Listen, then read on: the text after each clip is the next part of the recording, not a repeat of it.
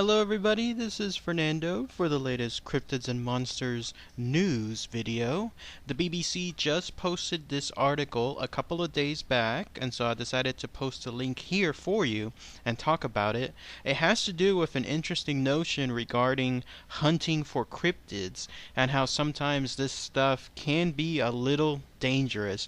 It's a short, quirky article. Check it out when you have a chance. I'll just highlight some of the stuff that it mentions, but apparently it states that there's groups that are out there, no doubt, that are looking for cryptids, that find it just as interesting as you and I do.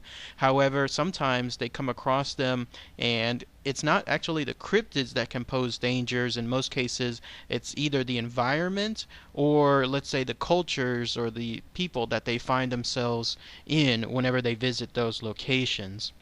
So it's quite neat, the article. It posts an interactive map of sorts. You can kind of roll your mouse over some known locations of cryptids. A lot of those I've talked about in some of my past videos, but some of them I haven't, so those lead up to some good items I might talk about in the future.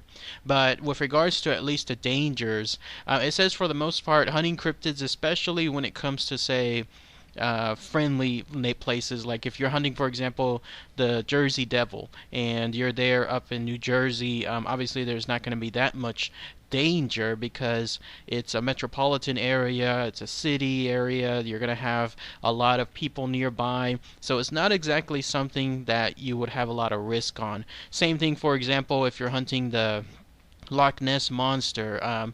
With regards to that, you're going to go, it's a large touristy area. For the most part, this monster, very rarely seen, obviously. It's not going to suddenly just come out and start attacking tourists, nor is the location dangerous in of itself. So it highlights that information. But as far as the actual locations that are more riskier, it points out, for example, there's a cryptid known as the dodu. It's spelled D-O-D-U, and it's from a location called Cameroon, which is apparently there in Nigeria. And it states that some of the people that hunt this particular cryptid, not to capture it, but just to try to document it and try to see physical evidence, and obviously take videos, pictures, hopefully. It states that some of those people that were involved in these hunts, these cryptid hunters, they've been in situations that, not necessarily with regards to the dodo presenting them dangers, but the people and the areas around them. For example, one of the people that was interviewed was John Kirk, who is a president of a place called the British Columbia Scientific Cryptozoology Club. So yes, that actually exists. And what he said is, he said the people who live in that region, when he's talking about Cameroon, are not rich. They don't have cameras. The vast majority of them have never had the opportunity to operate the camera, but he visited there because he said that a lot of locals, even without their technology, still have plenty of stories regarding the dodo. Just a quick summary of the dodu. It seems interesting. I might talk about it in the future. It's like a Bigfoot type creature, three-toed, three-fingered, that hunts a lot of animals there in Cameroon. But the thing about it is it doesn't necessarily eat them right away. Its unique distinction is it kills whatever it hunts and then it lets it rot, because the whole purpose of it is it comes back a couple of days later, that thing is now filled with maggots, and so it eats the maggots. That's its delicacy, that's its food, not necessarily the animal itself, but the maggots that come on the animal. So pretty fascinating creature. So again, I might talk about that sometime in the future. But he was stating that even then, the dodu is a very vicious animal.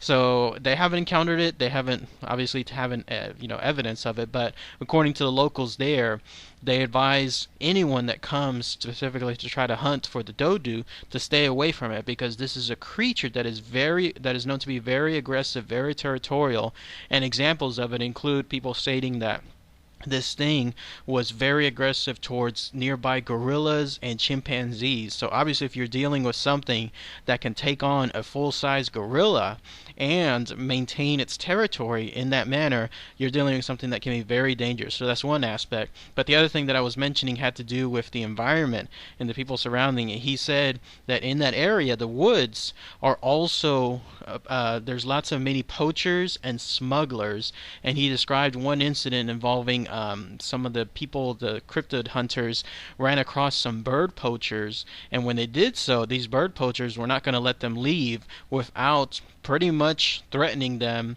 and ransoming them to have beer and money. Like, they were actually demanding beer and money in order for them to be able to leave their campsite once they were found. So that's why he said it's a little bit risky in some of the travels that he does, and he urges cryptid fans to stay at tourist-friendly locations like the stuff I was mentioning earlier.